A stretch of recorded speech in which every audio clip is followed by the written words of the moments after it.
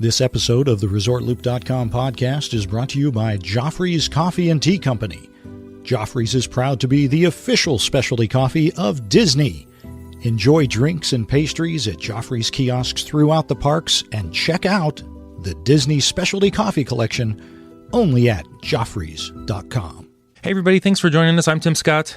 I'm Bob Collar. And this is going to be a little bit of a different ResortLoop.com today, Bob. Yeah, it's a sad day in Disney history whenever we lose a legend, and this one was kind of a big deal to us old guys like me and you. It is. He was right in our wheelhouse growing up. Yeah, he was in those movies in the '60s and the '70s that as we were growing up, were on TV. Yep. Yeah, went to the drive-in. I remember going to see this fella in the drive-in back in the day. So, yeah. Of course, we're talking about the great, and we think very much so, the great Dean Jones passed away this week. He was 84, died of Parkinson's disease. So, very sad day. This is not our typical show. No, not at all. But when you have a true Disney legend pass away, it needs to be discussed, I feel. And he was so influential, I think, for, like I said, for us old guys. The Snowball Express, one of the favorite movies of all time. It is. It is. I just had my kids watch The $1 Million Duck. Oh, what'd they think? What'd they think? Oh, they loved it. They thought it was fantastic. And he just starred in so many. The one that most people are going to remember him in is, of course, being the Jim Douglas in the Love Bug series. The race car, yes. Yeah. Herbie. Yes, kids, there was a Love Bug before Lindsay Lohan, and it was fantastic. So,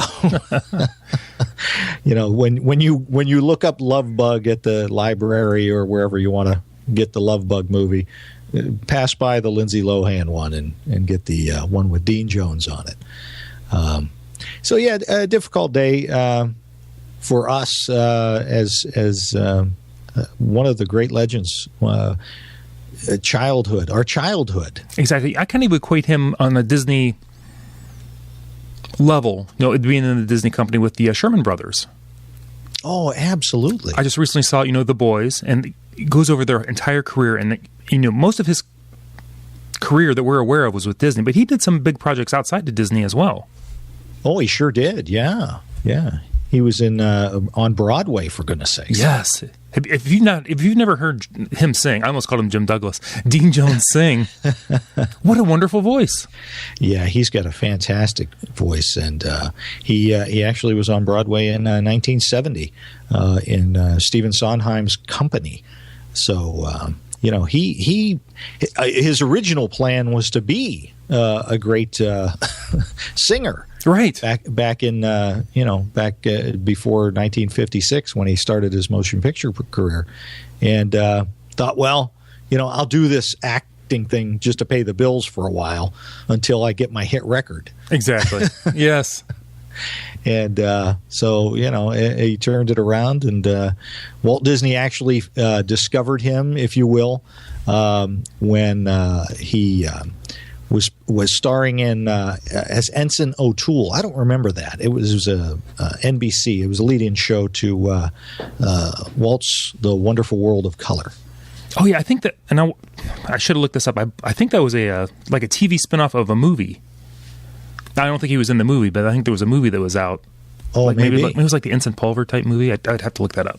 Okay, all right, yeah. Well, at the time, Jones was starring in Under the Yum Yum Tree, which is really a good movie. Another fun, nice. I like that movie as well. And Disney, he said, I want to see that movie, so of course they got it for him. when Walt says, "Hey, can I see that movie?" He doesn't go to the theater, no. Or he didn't, and as soon as he saw him in that, he said, "That's my guy. He's going to be my leading man." And started with That Darn Cat. Remember that one? Haley Mills. Yeah. You know what? They were chasing after that cat all over the place. That darn cat. Turner Classic Movies needs to do like a Dean Jones-a-thon. I hope they do that, especially now that they're tied in with Disney. Exactly. That would be wonderful. That would be wonderful. One of my all-time favorites. I really loved him in The Ugly Dachshund with Suzanne Pleshette. Oh, that was a good movie too. Oh, that was one of my favorites. He starred in, let's see, 1, 2, 3, 4, 5, 6, 7, 8, 9, 10, 11, 12, 13 Disney movies. Not too many actors can say that. Absolutely not. Why do you think Walt picked him out? What do you think Walt liked about him? Well, I think it was that he was every man. He was a nice guy, clean cut, came across as a nice guy, humble, very humble, kind of the underdog at times. Oh yeah. A lot of times he was, he would be. What was he in Ugly Dachshund? Was he an architect or something like that? It seems like, and the dogs kept destroying all of his stuff. Yeah, he was a professional. Yes. He did a good job of playing the bumbling, dad, the bumbling husband. Yeah, but trying. He was always trying. Oh, absolutely. And always kept his family, at the forefront, trying to make a good life for his family, especially in Snowball Express. Oh, you couldn't help but root for the guy. Yeah. Snowball Express, just a classic Disney movie. It's got the quirky humor. Relatively big names. Who was it? It was Henry. From MASH. Yeah, from MASH. Harry. Yeah. Harry. I think it's Harry. Oh.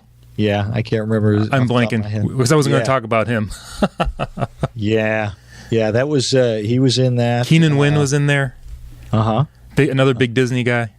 Yeah. He was in all those. Was he in the Computer Wore Tennis Shoes? I think he starred alongside Kurt Russell in a lot of those. He was a good bad guy. Oh, that's Keenan Wynn was a great bad guy. Absolutely. But this is what a former president of Walt Disney Pictures, David Vogel, once said of Dean Jones. He said, "When you think of Disney, you think of Dean Jones," and that's true for guys like us. That is so very true. Exactly, because remember these movies. They were making money for Disney in the 70s. They weren't. They didn't have all the theme park money rolling in. Right. That helped the company through some tumultuous times. Oh yeah, the 70s were very difficult. I mean, you lost Walt, and they weren't sure where to continue to go. And it was nice that Dean Jones was still part of the company and kind of helped them with a lot of successful films. And some of the animation movies, I don't think were doing exactly what they would have liked. Oh no! So live action was making them a little bit of cash that they really desperately needed. Right. Which is why in 1995 they named Dean Jones a Disney legend. Kind of shocked that it took that long, to be honest with you. But he was a Disney legend back in '95 along with I believe didn't he star with Angela Lansbury in one of the movies? Blackbeard's Ghost. That's what I was wasn't thinking. Her, was it? I thought it was her. Is it? Oh, now I got to look. I can't remember. But he also was at that time in '95 another one of the Disney legends, Thurl Ravenscroft. Was inducted as a Disney legend. Of course, he's the voice. The voice, yeah. Yes. He's such a great voice. Haunted Mansion, yes.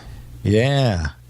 So, but very difficult to see us lose Dean Jones. He was somebody, he was 84 years old, but definitely somebody we looked up to. Oh, absolutely. And, near the end of his career, he would show up in movies, and he would never be. It wasn't a headliner, but you'd be watching a movie or a show, and he would pop on there. You'd be like, "This is fantastic." The Love Boat he would appear on once in a while. Oh yeah. Clear and Present Danger. Harrison Ford. I'm watching that movie. There's Dean Jones.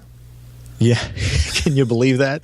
This is great. That was awesome. And until we did a little bit of research before the show, I didn't realize he was in Saved by the Bell, Hawaiian style, in 1992. That's right. That is, oh my gosh, I forgot all about that. Another favorite of yours, Saved by the Bell. It's not bad. It made a few stars out of some people. And then he made a couple cameos and a couple of redos. That Darn Cat and the Love Bug, both in '97. Right. I always like to see that. Always. And he hosted a couple of Disney shows on television. And we've talked about this on the show. I got to talk about my favorite Dean Jones TV special. All right. The Walt Disney World 10th Anniversary TV special. Oh, that's one of your favorites. It's one of my favorites. Back in the day, we had bought a VCR, our first beta. What's a VCR? You're going to beyond that. What's a beta?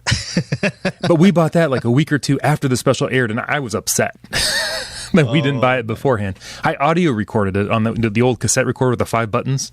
Oh my gosh! And I would listen to that like every year before we would go on vacation there. And I still have the tape here somewhere in the house. Yeah. And when I watched it on YouTube, it looked exactly like what I remember. It was amazing. Isn't that cool? It's very cool.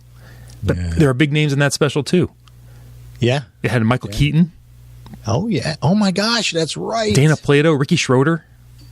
Oh, man. Michelle Lee. I'm going. A very young Ricky Schroeder, by the way. Yes.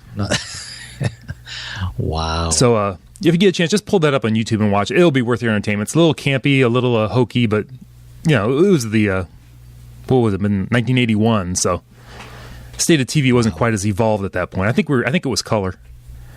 You think? I'm kidding. I'm not so sure. How old are you, by the way? Jeez, oh, man. Just a little younger than you. But not by much. That is true. Oh, my goodness. Well, it just... it's not going to be the same without Dean Jones in this world. But now he's up there with Walt doing some stuff, so that's all right too. Working on some new projects, absolutely. Exactly. He gave us a great. You can't ask for much more than the wonderful entertainment that a guy like him gave us. So many memorable roles. Oh my gosh! You know what? It's time for a Love Bug marathon. I think. I think I'm going to have to run to the library and pick up some Dean Jones movies. I think I'll pop in Snowball Express. There you go. Well, Tim, we'll wrap this up. It doesn't have to be a long show today. No. We just want to get this out here and get it out maybe a little bit early, just so everybody could reflect and maybe run a movie this weekend. There you go. That's the best way, I think, to celebrate the life of Dean Jones.